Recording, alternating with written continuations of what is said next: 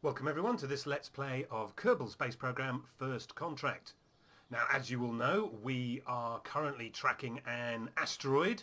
That is our current contract, our current mission to rendezvous with that asteroid. So let's go and have a look in the tracking center and just see how we're doing. This is the incoming asteroid, the first of three that we can encounter, and it's due in 15 days. And I have an alarm set up in Kerbal Alarm Clock to do just that.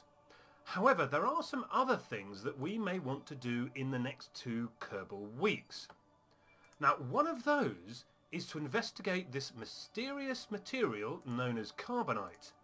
And we have a Karbonite satellite currently scanning Kerbin for resources of this mysterious material. Now there we have Kerbin in the background there, and here is our detector. So let's display Karbonite hotspots. Now we can't see too much at this close range, but if we go to map view and focus in on Kerbin, we can now see the various Karbonite hotspots highlighted across the surface, and you can see most of them are near mountain ranges, and as luck would have it, the mountain range right behind Kerbal Space Center is an ideal location to begin investigating this material. But that's not all.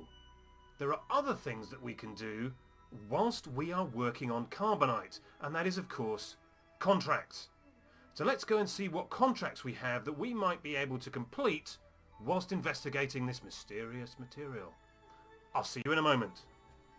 Okay, so here we are with Jean in mission control.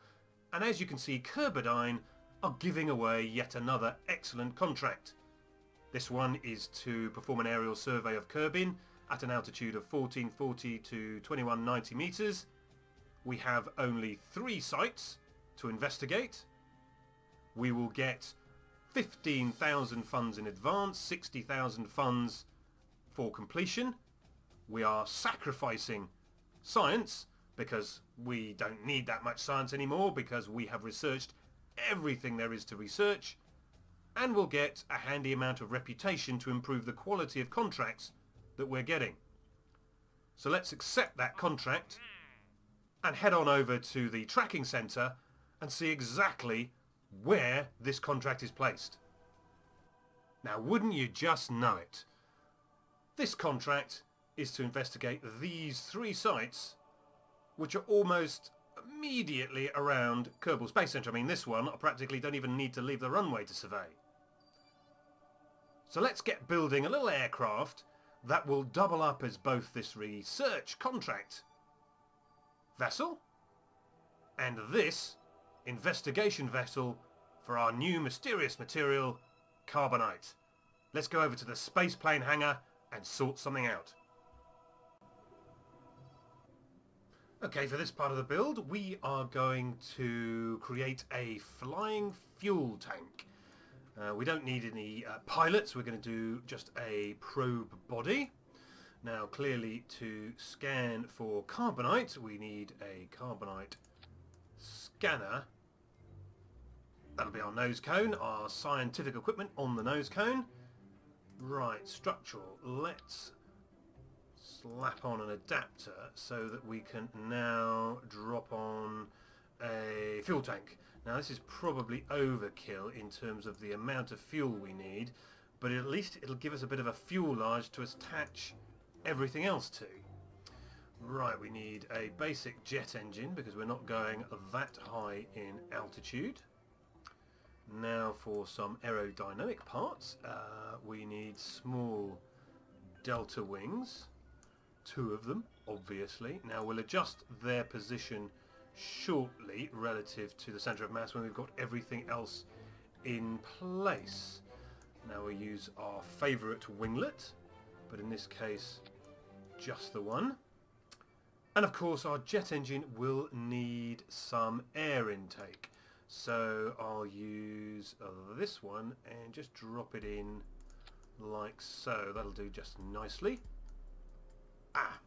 Forgot one important part of the controls, which is a stabilizer. because like my first bike, I need some help flying these planes. So that should do nicely. On the utilities tab, we need some wheels. Now, it's a very small craft, so we're going to have to bring this wheel forward by just rotating it there. So the wheel is now technically facing backwards, but that's just fine. And then we will drop on another couple of wheels here near the back, and we will rotate those around. Now, mounting them slightly up the fuel tank means our plane will sit slightly facing upwards on the runway and will help us get into the air. Right, next, let's just go back to aerodynamics, and we will put some, although a bit too big, we'll not use those, let's use these little elevons. Just drop those on like so, and I think we have the basics of a little probe plane. Now, before we leave the hangar, we've got a couple of other things we can do. Let's just check the centre of mass relative to the centre of lift, and that is actually pretty good. That will do just nicely. Now, the wheels themselves are behind the centre of mass. A number of times I've forgotten to check that and found my plane tipping upwards, quite embarrassingly. So we don't need to change them. That should be just fine. They're not exactly straight though. If you look from the back, they're still facing out slightly. So let's just switch that off for the moment. And let's just get these back in here. Now I've completely messed it up. So we go spacebar, and that just resets their orientation. Get the angle snap back on. And let's just rotate these round once more. Is that better? Yep, that's much better. Okay, that's fine. Let's just double check where we are relative to the centre of mass. Yep, still behind the centre of mass. Our centre of lift is still where it should be. So I think that's pretty good. Now, whilst the jet engine is running, we'll be generating battery power or electricity, so we'll have plenty of electricity to run that. Now, the only thing I think we need to do is just to save us doing some clicking about. We will set up a custom action group for the Karbonite detector. Now, it turns out that there is no toggle hotspots choice on the device. It only has its ScanSat settings, which is a bit of a shame, but never mind. We will just have to do that manually when the time arises. So, no crew, obviously. So go back to the parts. Let's rename the vessel as Karbonite Probe Plane Mark 1. Oh, okay. Oh dear. Right, Karbonite Probe Plane Mark 1. We will save that and head on out to the runway. See you in a minute. Right, well, here we are on the runway. A nice nose-up configuration there will mean we'll get into the air pretty easily, I think. Let's just get our contract up. So we've got to fly over 3 locations: Jean's Fate, KHRD6 and Kerman's Wisdom at least 1440 meters. So let's go into the map view and just double check where these locations are. So one of them is just behind KSC. So what I think we'll do is we'll go in a bit of a loop. We'll go down and pick off these 2 sites, fly back around the mountains over this point, and then back to launch. So let's get ready to launch. We've got the brakes on, so let's just tab to start the jet engine, brakes off, throttle up, and let's get the T key on so we stay pointing in the right direction, and let's get her into the air. So I think we're up to speed. I think a little nose up, and we're away. Brilliant. Now, gear up, and let's go back to map view, and let's get ourselves navigating towards Jean's Fate by just a little click of the target. So we should now have a nav ball target for us to find way over in this direction. in this direction. So we want to be going south now. It doesn't seem to have set our nav target. So let's just go back into map mode. Set to Gene's fate. We're definitely set on Gene's fate. Oh, there we go. Double click seems to have set the nav ball target. So we are now flying towards our target. We're at 3,000 feet, which is fine.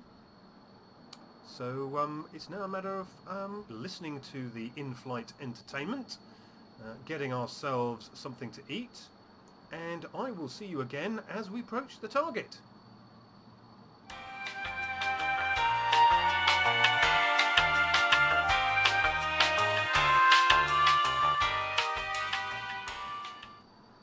Right, well, you can see from the message we are approaching Gene's fate now, so we just need to stay within its basic sensor range for a good 20 to 30 seconds, and we should see ourselves with a big green tick. Now, just by being so close to the runway, it looks like we have already successfully flown over, or rather under in our case, KHRD6, so thank you very much. That was an easy site to fly over. So let's just wait for our approach to complete to Gene's fate.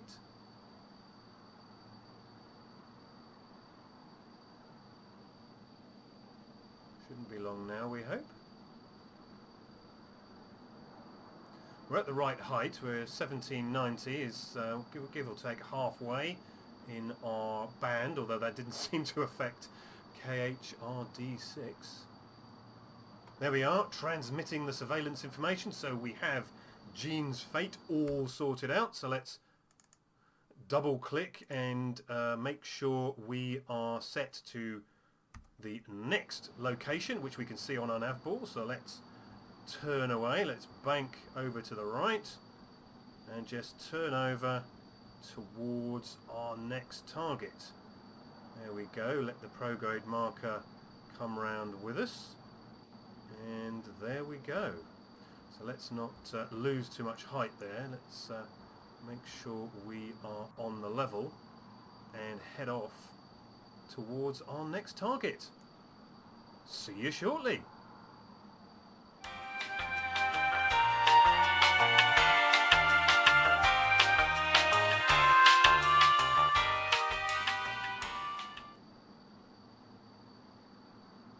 Right, well, that didn't take very long. We are approaching Kerman's Wisdom right now. So again, as long as we stay on this level for 20 to 30 seconds, we will have surveyed all three of our locations and satisfied a very easy contract. Now, this one has been very straightforward. The first site was a bit of a gimme, the one that was practically over the KSC, so that was easy.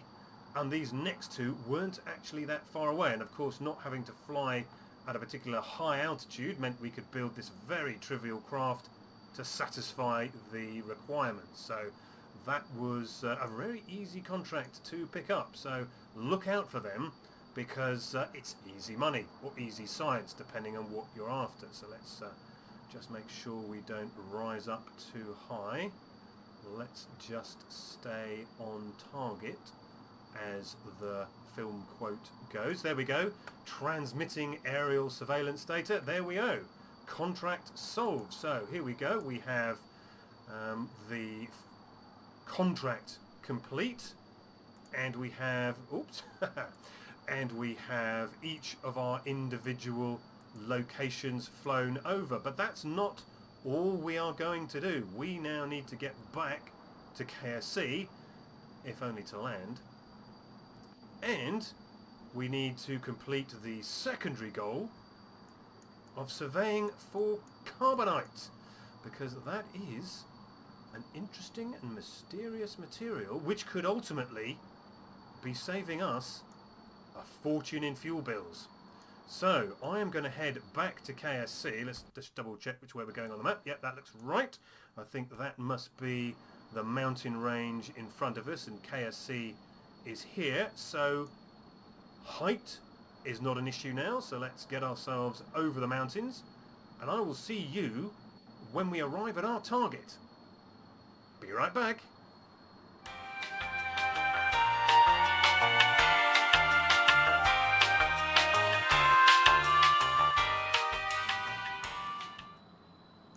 Okay, so here we are approaching the mountain range. There's just about make out KSC over there on the top right, and we have the mountain range in front of us. So we now need to enable the detection array to display Karbonite hotspots, and there, rather frighteningly, is a very large orange dome, and that is a Karbonite hotspot. Oh, look. Hello, Mun. Come to see our Karbonite hotspots, have you? Well, we have some. So let's keep moving across this mountain range. Now, if we go back to map view, we can see the Karbonite range. So this must be the one we've just spotted. And we really need to do a circuit around this mountain range, if only to come into land. So that's what we're going to do. So you can just now make out, there's the southern series of hotspots.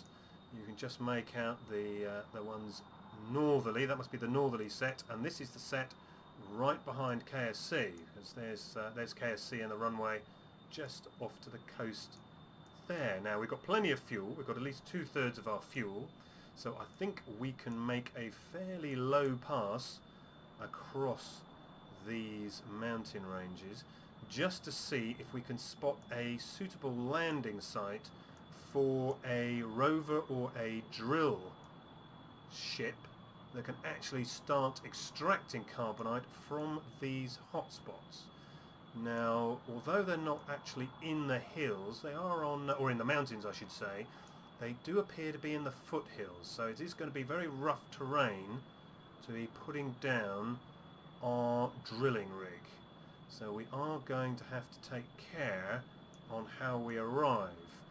Now there's KSC again, so if we actually go west from KSC we would reach this carbonite field right here. So let's just turn across to this field and see exactly where these particular hotspots are located.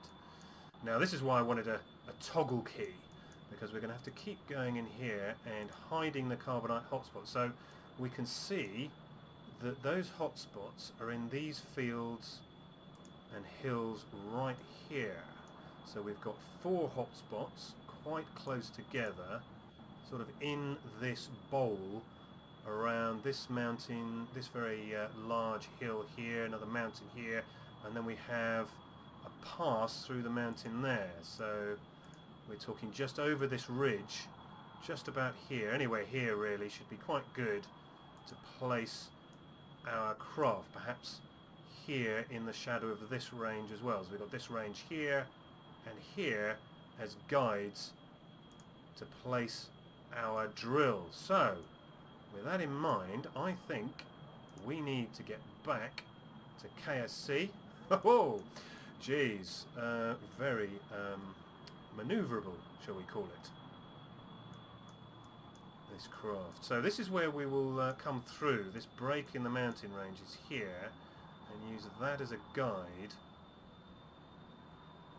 for our landing. Now we could possibly land an aircraft in there. It'd be very rough, maybe a VTOL perhaps, or we could just launch a rocket and come down as a standard planetary lander. So we do have 2 choices. Right, well, you could give me some suggestions. So in the comments, decide if we are A, going to try and land a VTOL aircraft with the drill attached, which I have no idea how to do, but there we go, or a traditional rocket which would just land in this bowl, and it would be good practice for Minmus missions, which obviously would be more rocket based than VTOL based. But there we go. Let's see what suggestions we get and decide how we are going to extract our first carbonite. But that may well have to wait until after our asteroid arrives, because that is going to be in 15 days' time. So, do we have time for a carbonite mission? We'll just have to wait and see. So if you would like to like or subscribe, that would be much appreciated. And I look forward to seeing you again soon.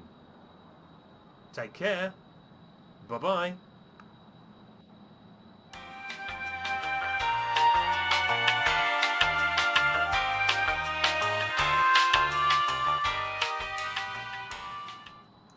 Now, of course, I couldn't leave you without actually showing my dreadful attempts at landing this thing. So, as a bonus, let's go through the landing cycle just this once. Just for you. So let's get landing gear down. Let's not forget the obvious. We are, of course, still going way too fast, but we'll worry about our speed when we get nearer the landing site. Wow, this thing is nippy. Let's go to fine controls. Not sure that's entirely helping. Let's reduce the throttle. We want to reduce our speed somewhat.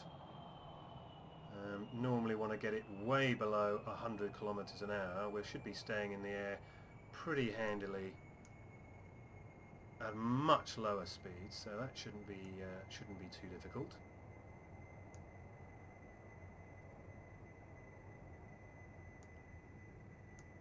A little bit off on our approach, so let's just move around a little.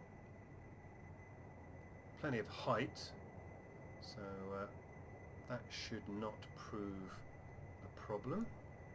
I think we're lining up pretty well now. Still got a little bit of crosswind, shall we call it? Yes, crosswind, pulling us off to the right. But yeah, we can always blame the weather if we make a crash. So 152, still way too fast. So here we are, coming in. I think we're still a little bit across the runway. 300 meters, down to about 100 when we get to the end of the runway should be perfect. Losing a little bit too much height, I think. That's it, just level off a little. And here we go, just bring it down. Let's drop the velocity. Let's come down onto the runway. There's plenty of runway, so that's not going to prove too much of a problem. There we go, lovely. Let's kill the engine. And I like to not drop the brakes on immediately, because I tend to find with my skills you tend to veer off violently. So let friction do its thing and bring us to a safe halt. Well, all my worries about well, getting down seem to be unfounded. I'll see you again soon.